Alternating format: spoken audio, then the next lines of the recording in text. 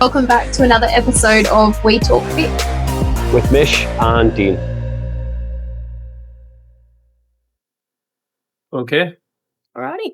Good to go? Yeah, let's do it. Awesome. Just a little side note there on the little bit of a change. I think we'll figure that one out when they take one look at my ugly dial. Yes, so I guess it kind of links into the beard coming off for Movember and raising awareness of mental health, which doesn't just come and go in November. It's a constant thing that we should all be aware of, and having conversations around that's always a healthy thing. Yeah. But kind of linked, I guess, indirectly to that, following on from last week and talking, me ranting and whinging about social media, what do you think of like the social media ban? You know, we briefly mentioned it last week about 16 and under losing access to like TikTok and Instagram and where they Snapchat can, and stuff. yeah, where they can control it. I think it's a good idea, to be honest. Or like a controlled availability to it to certain age groups. Is it 16? Yeah, 16 and under. Yeah. 16 and under. So I think if you're 16, it's fine. Right. So You it's still have under access, 50, so but it's under 16, I guess, would be how you would word it. No, I think it's a really good idea. You know, there's a lot of bullying goes on out there. You read about, you know, you got Dolly, and all the I can't remember the name of the foundation that. It's Dolly's Dream, isn't it? Dolly's Dream. Yeah. Yeah. So, you know, you look at all that sort of stuff, and it is very prominent out there. Unfortunately for that age group, and it, you know, just being able to protect them for a little bit longer when they're so vulnerable at that age, I think that's a great idea. Personally, I think it's perfect. Yeah, I mean, obviously, it's to me, especially looking at it as a parent, it's not too late because obviously it's still going to help, but it should have happened a long, long time ago. We shouldn't have got to the point where we've had to remove something from people. Yeah. It should have been better thought through how people can access it. Yeah. I acknowledge how difficult it's going to be for that like upper age level of the 15-year-olds that are so used to social media for all of the conversations and things. It's going to be really tough for them. But I do agree with the reasoning behind it all. Yeah. It's just you're not prepared to censor what you've got access to at that age. Yeah, I get you on that. Obviously we know a lot of kids that age, and some of them are really smart and very mature and very capable of making good decisions, but they're still kids. Very easily influenced by what they see or their perception of what they see. And that comes back to a bit on what we did on the last episode with, you know, there's a persona on social media, and then your personal life is very different to what is posted. Yeah. So then their perception of what they should have and what they shouldn't have, or what other kids have and what they don't have, in reality isn't actually, it's false. So I think trying to protect them a little bit from, you know, keeping up with the Joneses, so to speak, for a child. Yeah, it's just unhealthy. Yeah. And it's not real life. We were seeing highlights of things, and although, you know, we might see lowlights as well, which is the other side of it. Like they're probably getting exposed to graphic things that they shouldn't be seeing really at that age. I mean, even adults might struggle with some of it, and then they've just got it instantly in front of their faces. I think obviously certain apps amongst those that it's very disposable media that only lasts a couple of 20 seconds or whatever. I think getting rid of that for a lot of the younger groups can only be better for the attention span. We've created a whole demographic that aren't interested in anything that requires longer than a minute to concentrate on. Yeah, true. And it's, unfortunately, it's really common. Like, they're just not interested in anything. Yeah. So I think that can only be a good thing. And then, like you say, taking it towards the fitness industry slightly, like the falseness, just have some real conversations with people. Yeah. We all use it. Like, I posted a video yesterday about stuff, but It's nothing beats proper conversations with proper people. So No, I know we might meet a whole load of teenagers that we haven't seen for a few years. yeah. Come out from their caves. Yeah. No, I agree with that. I think it's just going to be, it will be hard, especially like you said, for those ones that are so used to it. And there's actually no, it's not going to be properly enforced, essentially. Meta's got to try and do it the best they can. Yeah. And if I'm assuming how they're going to do it, because I haven't actually looked into it properly, is check their ages, and it will be basically cancelling those. Yeah, because it's on them to do it. Yeah, it's on them to do it, not the parents and not anyone else. It's actually on Meta to control that. So whether or not or how that is exactly going to work when there's I know millions and millions and millions of people. I don't know if you were in the other day. We've got a 15-year-old girl that trains with her mum here in the mornings, and she's already been removed from Instagram. Oh, she has been removed? Yeah, and it's a week and a half before it comes in officially. Oh, wow. Yep. But she got a notification explaining what was happening. Yep. And then at the bottom, there's some sort of like accept sort of button. Okay. Whatever. And she hit that. Then when she went back on about an hour and a half later to read it properly and go through it all, it had already blocked her access. Oh, wow. Okay. So it is coming in. Yeah. And her, just incidentally, her date of birth was incorrect on the app and it's still new. Oh, wow. There you go. So I don't know how it all works. I was wondering how that would work. So I'm assuming the reason why it's 16 as well is because you can then prove with a driver's license.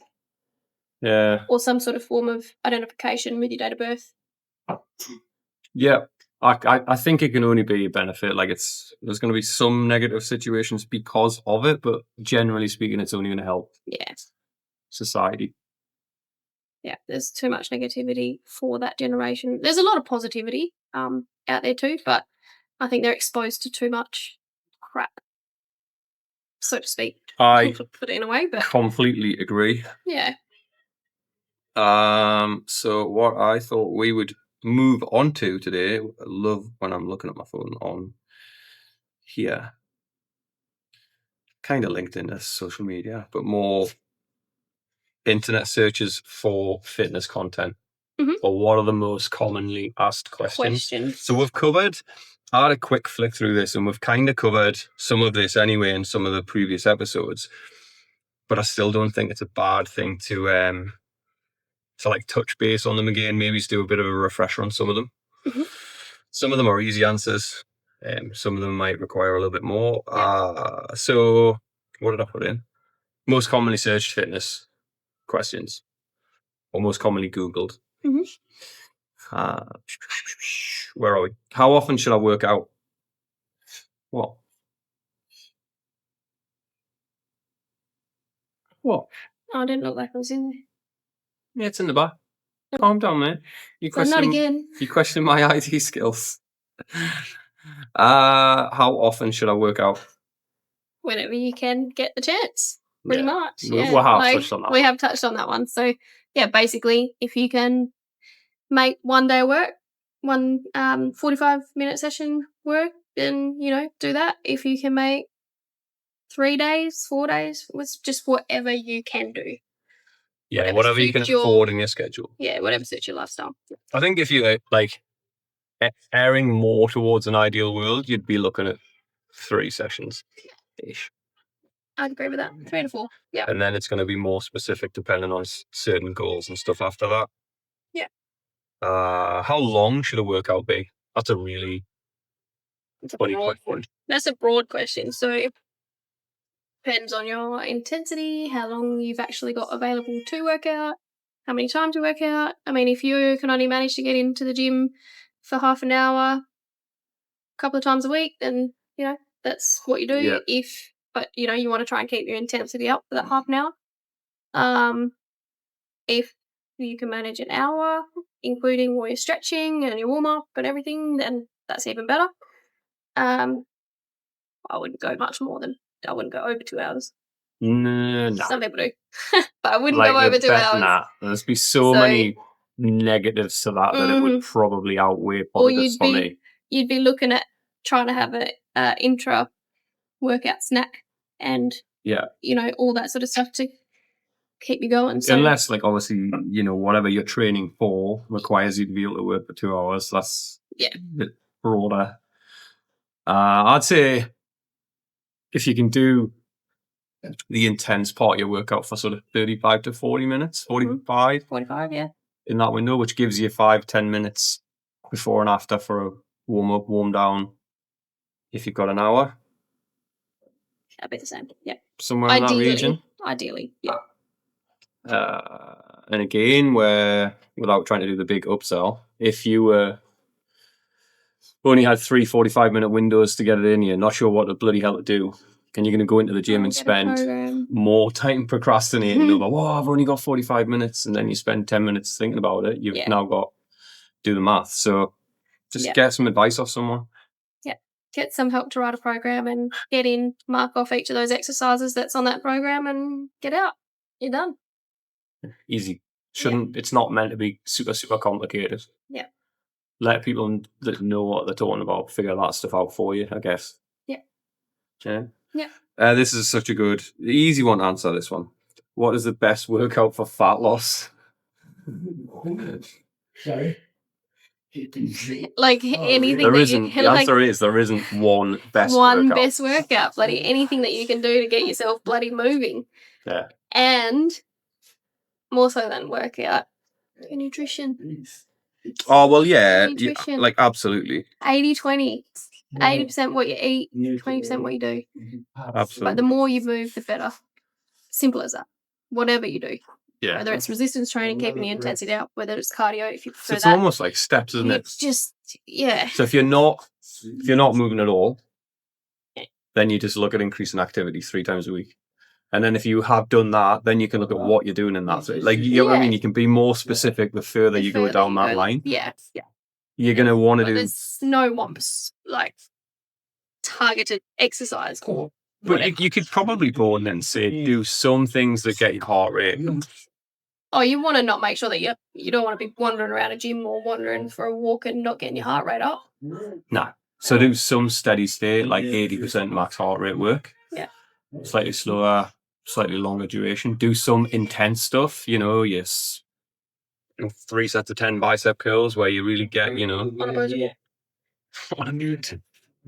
Bosu balls have no place in a gym, said one of my good mates.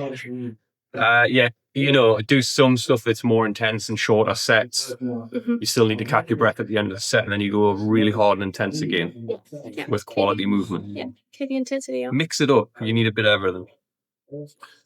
Will lifting weights make me bulky? Hopefully. I wish. Yeah.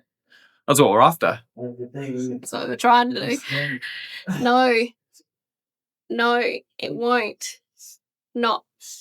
Not if you're doing 1 or 2 sessions a week. Hell no. Not really, nah. And when you look bulky, when you actually look at the term bulk and versus shred, generally, when you're bulky, you've got a lot more body fat on you. Yeah, true. So I know lots of this is a guy thing, probably more so than girls, but I know loads of guys that look bigger when they take their shirt off, which sounds weird. Okay. Well, yeah, because like you can see the muscle and it naturally has that appearance. Mm-hmm. Yeah. Whereas sometimes when they're in a shirt or whatever, you can't see them. See the difference between. Yeah. So you could just be massive, but you might not have a whole lot of muscle. You're just a big guy or big girl or whatever. Yeah, true. When I look at it, even from what I get mostly from female clients and stuff, is I don't want to get bulky. It's like, well, we want to get a little bit of muscle so that you look toned, but we also want to lose the body fat. You won't. And by losing the body fat, you're going to look leaner, you're going to look toned. Yeah. My favourite word. I know, that's why I used it a couple times there. But bulky is actually when you're holding a little bit more body fat than what you probably want. And that's when you do look bulky. But you won't. Yeah, so there's no way. So if you're gonna want to look leaner and more toned, shredded, you're gonna have to build some muscle tissue, and you're only gonna do that if you're lifting some heavy weights, done correctly with safe form and all of that stuff. But it doesn't come without that. There's no way of getting it without that. No, absolutely. Build the muscle. Yeah. What should I do about sore muscles? Go to your GP. Well, hopefully the sore muscles, because you trained them properly. If you're just getting into training or back into training, it's probably because you've taken tissue to a position that it's not been in for either a while or never been in. Mm-hmm. You've overstretched things, essentially, which is a good thing, I guess. Yeah, so if it's DOMS, like delayed onset muscle soreness is what it's called. You know, when you're training in a gym, if you haven't been in for a while, you're always going to be a little bit sore after, especially if you're training properly. You're creating those micro tears in the muscle, and then essentially, you know, you got to build that back and everything as well. And it's actually not your lactate acid, that's your hydrogen ions that is creating that soreness. But most people know it as lactate. So that's the initial soreness, though. Yeah. The initial DOMS, yeah. So, you know, go for a walk, get the blood pumping in the muscle. Absolutely. So that it can repair, so that it can recover, so that you're pumping out and flushing out the muscles. Rest, recovery, nutrition. Yeah. Like you say, so your recovery might cover some movement of that stuff. Yeah. That's not the same thing as if you are overtrained and like your body feels like it's been in a car crash. Different, yeah. You're going to need proper recovery then. Yeah. But yeah. I agree with you. If it's just a little bit of DOMS and stuff, then movement. Yeah. Do I need to work out every day? Kind of cover that a little, I guess. Yeah. End up with this thing called overtraining and then you crash. Yeah, you can do something every day. I'm not suggesting you don't. Not like nothing, 7 days of. But not like if I did my sessions every day, I'd be walking around like, you don't want to know what I'd look like. What should I eat before and after a workout? I'm actually going to see what it says here. Before a meal with carbs and a little protein is ideal 1 to 3 hours prior. Mm-hmm. Fair dues. 3 hours prior is going to be a long way out though. Yeah, I'd say. Like I'd go more, yeah. It depends on how big it is and what you eat too, though. So I'd go more your hour to 90 minutes, as long as it's not a big, heavy, like where you feel chock-a-block full. But I'd go an hour to 90 minutes before a workout with your carbs. Yeah, simple carbs that you're going to actually be able to use and digest. Readily available. Yeah, not. I'm playing around with Probably, yeah. dextrin. Okay. At the end of my workouts now. Yep. Just a little bit to do with convenience. Yep. Not having to prep snacks. I can just chuck it in my protein shake that I have at the end of my workout, and I'm just gonna see how it works. Yeah. For like refuel and recovery at the end of the session. I've only been doing it for a week, so it's probably early stages. too. Plus, I'm a greedy bastard, so I just want to eat rice cakes and peanut butter and honey anyway. But yeah, I'd go more so your carbs after as well. Is that after? Yeah, so that was the before and after one. Is within an hour consume protein and carbs to aid muscle repair and replenish energy. Mm-hmm. A protein shake with fruit or eggs on whole grain toast are good choices. Yeah, that's fair dues. Yeah, pretty balanced, bit of fiber in there too. Yeah. So the other thing that's come out recently is it's not as important. Carbs are important after your workout. So the protein window is not as narrow as we thought. It's not as strict as what they thought it was. It's as long as you're getting your protein in your day that your body requires. It's not as strict after your training as you need. But most people can't get it in. So keep it there. That's what I mean, yeah. So, and I just think, especially with, we chatted to Paul as well about supplementation. If your body's like warm, muscles are warm and open and they're going to respond better, use that little window to help. If things are going to be absorbed more easily, use that little window. Yeah. Why am I not losing weight if I eat healthy? So my answer to this one would be you've got an elbow problem. As in, like, you might be eating too much healthy. Yeah, so hidden calories and stuff as well. Yeah. We've sort of touched on that one a little bit. The classic is I went out for dinner and I got myself a salad and I'm eating healthy and I didn't go for like say a big creamy pasta. I went for a Caesar salad. Caesar salad's got a lot of hidden calories in that people don't realise. So and also, unless it's a really good salad, it's probably not got as much protein in it as you think either. Mm-hmm. Yeah. So it's just actually being aware of healthy. The other one that I've had before is when I was being quite strict with my food at the time. I was counting everything, checking everything off. Had a bit of avocado and a salad, and then there was some left over. And someone goes, "Oh, did you want the last of it?" I was like, "No, I've actually had my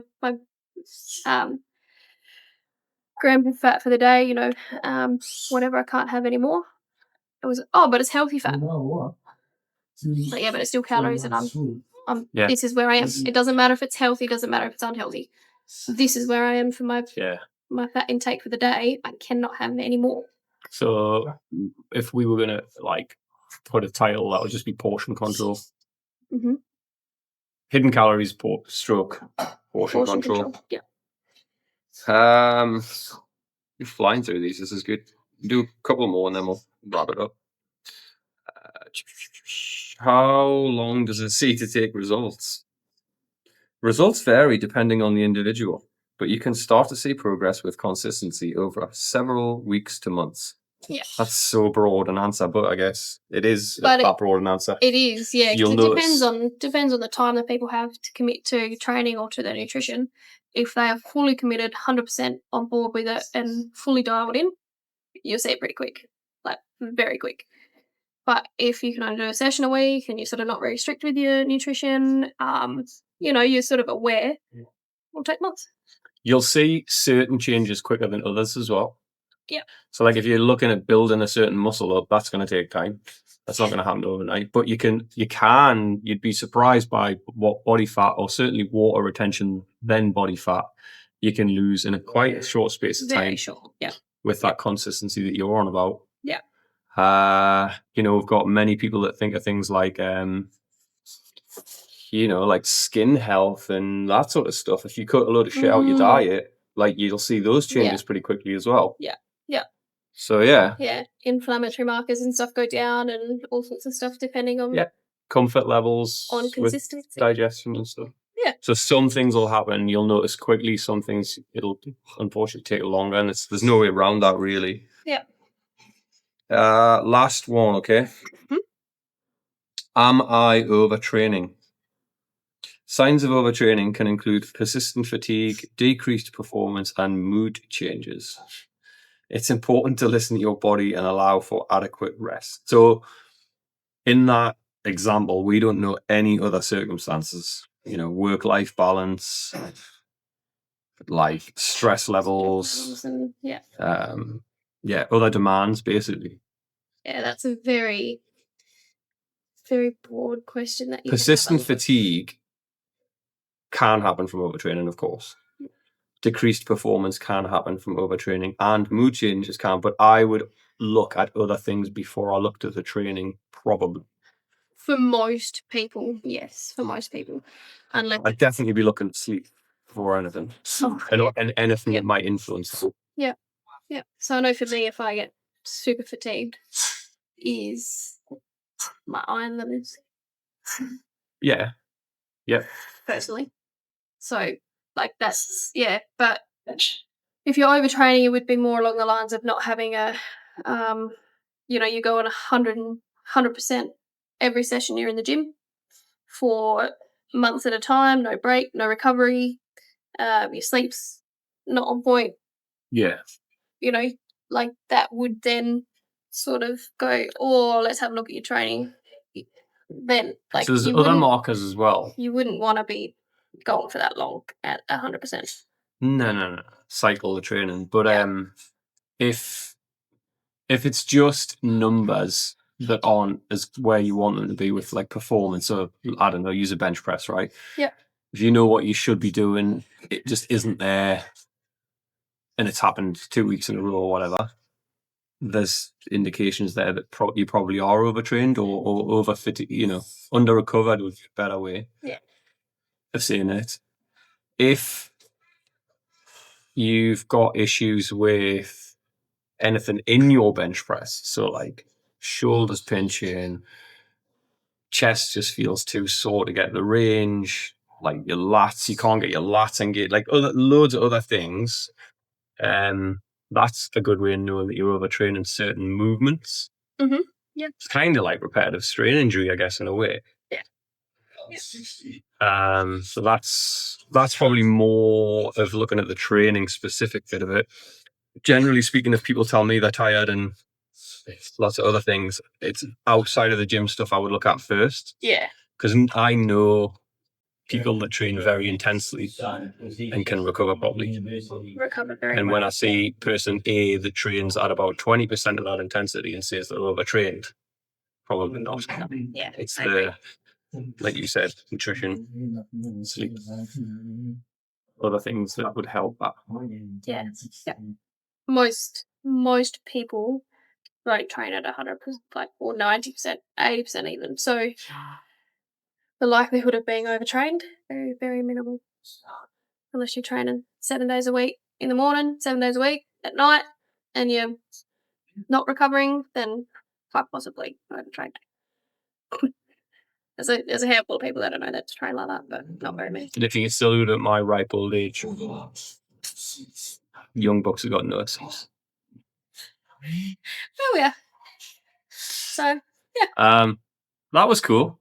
Brief, but brief and quick. Yeah, but some good little questions there, and it's nice to get like a little refresher of what we actually think on those little topics. We're going to go more a deep dive on something next week. Yeah. Yep. Cool. Easy. Thanks, mate. Thank you. See ya.